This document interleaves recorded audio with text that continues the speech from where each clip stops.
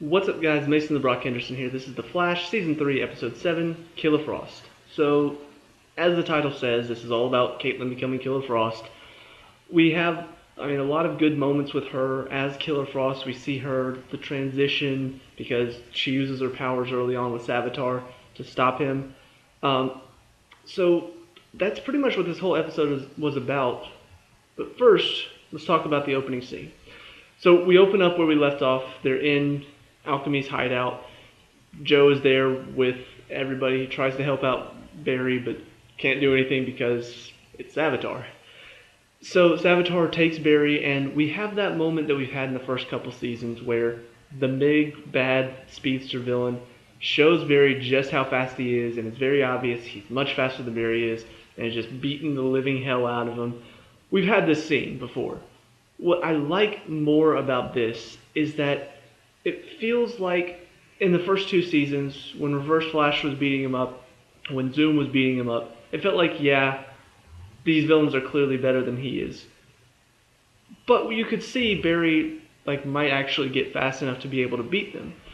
It doesn't feel that way. It feels like there's no way Barry, as the Flash, can get fast enough to beat S.T.A.R. He is just that fast. He's called the God of Speed, for God's sake. This feels like it's slightly beyond Barry's realm of possibility.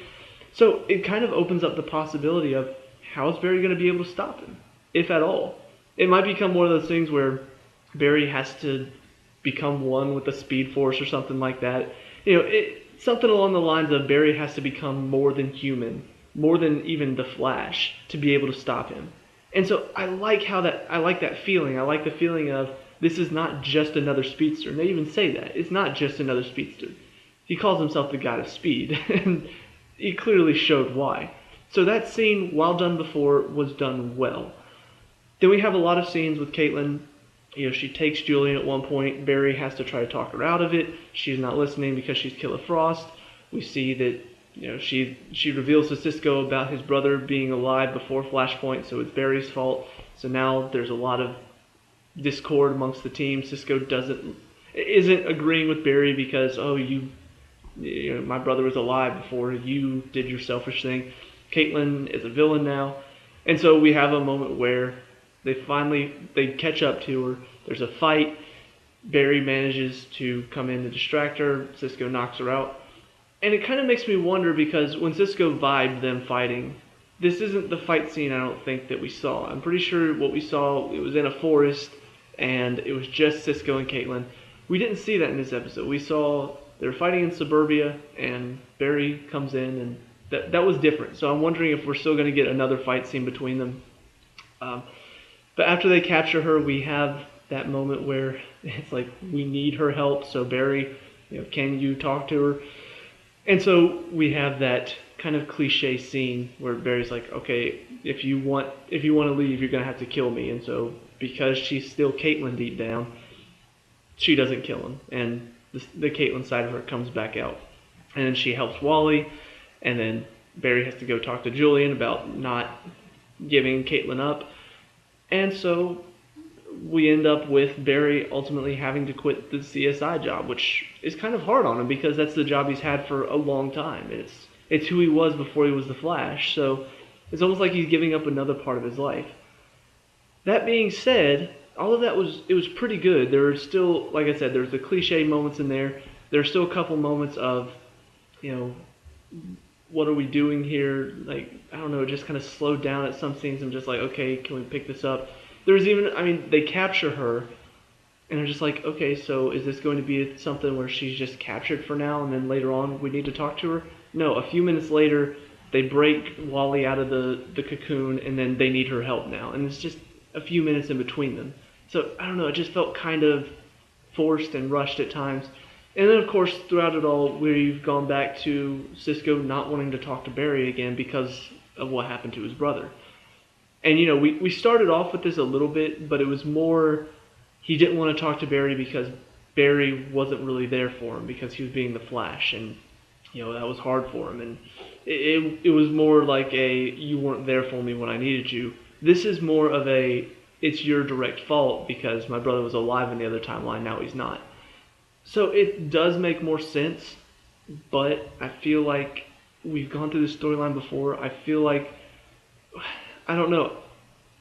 It feels like we're just gonna have them end up making up later on anyway. So why even go through this? And maybe it'll be a twist. Like maybe the fight scene we saw, maybe Killer Frost is actually working with Barry and Vibe is the one working for the bad guys. That would be interesting to see. But for right now, it's just kind of another, oh no, Barry and Cisco aren't getting along type thing. So we'll see where it goes. But all that stuff, it was good. It was enjoyable. It was fun. But then they have that final scene where Julian's in the hospital. And all of a sudden he starts hearing a voice, and you need to be sitting down for this. I mean, really, get ready for a big shocker. If you don't have a brain, Julian is alchemy. Can you believe it? I mean, holy crap. The new character in the show is the new villain in the show. Never seen that before, except for Jay Garrick last season. That was similar. But other than that, I've never seen this done before, and nobody else could have possibly called this except for me after the second episode of the season. And long story short, this was very obvious. And even, it felt like this is what they were building up to, was he was obviously alchemy. And I was hoping that maybe it was more like maybe he's one of the followers of alchemy, because I don't know how he feels about metahumans. So I was wondering if they were going to do some sort of twist, like he's a follower of alchemy, but not actually alchemy. So we all think possibly, but no, he's not. But no, he's alchemy. All the obvious buildup, all the obvious, oh, where's Julian? I don't know. I can't get a hold of my cell phone, and we're about to go stop alchemy. Oh no, where is he? All of this, I felt like maybe they're just trying to fake us out. Maybe they're trying to make it so obvious that we all think he's got to be alchemy. There's nobody else. No cleverness in it. No like real mystery to it. It was just new character in the show, new character from Flashpoint, new villain after Flashpoint, Julian. That's it. And while I am interested to find out why Julian does exist in this timeline, why he is alchemy in this timeline, if I had to guess, it's something along the lines of Julian was dead in the other Flashpoint, but after Flashpoint was created, he was still alive for some reason. And so either that, or he was somebody that was alive in Flashpoint and is now dead in this timeline, so S.T.A.R brought him over to serve him. Something along those lines. I have no doubt he's connected to Flashpoint because one of his powers is giving people powers from Flashpoint, so obviously that's connected somehow. But I wish it had done something a bit more clever. I wish they'd actually made it a bit more of a mystery instead of just, oh, there's a new character, there's a new villain. 2 + 2 = 4. So that frustrated me to the point where this was an enjoyable episode overall, but that final scene, it was kind of like the scene where they revealed Jay Garrick was Zoom in the last season. It's a moment where we could have our heroes finding out at the same time we are. But once again, you're revealing it to us and only us. And I feel like this scene comes about the same time it did in the last season. I can't remember exactly when they revealed it was Jay Garrick that was Zoom. But there was a moment where at the end of an episode, we see Zoom taking Jay Garrick's dead body back to his Earth. And then we see he takes off the mask in his hideout, and it's, oh my gosh, it's Jay Garrick.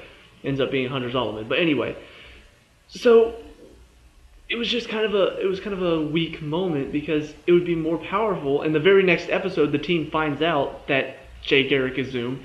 It would be so much more interesting to keep his identity a secret until the team finds out.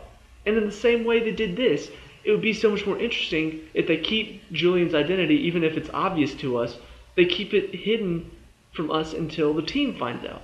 Because now, in all 3 of these seasons, in the first season with Harrison Wells being Reverse Flash, they revealed that almost right away. In the second season with Jay Garrick, they revealed it an episode before the team finds out. And now this season, Julian as Alchemy, we find out, I don't even know when the team's going to find out that he's Alchemy. It's just, there's a disconnect now. I can't I want to be able to relate to the team. I want to be able to follow them and know what they know. Instead, I'm figuring out stuff before they are, and the show's revealing stuff to me before they know. So there's just a disconnect now, and it's frustrating that the show continues to do that even after 2 seasons of doing that. I wish they would really learn from their past mistakes, because honestly, that's been the most frustrating thing about the first 2 seasons. The rest of it has been good. It's just these moments where revealing the identity too early, revealing that this character, oh, there's some sort of evil backstory. They're revealing all of this too early, and there's no build up to it. There's no mystery to it. It's all plain as day. Here you go, figure it out. You don't even need to. We'll tell you about it. So I'm frustrated, but I'm still enjoying it.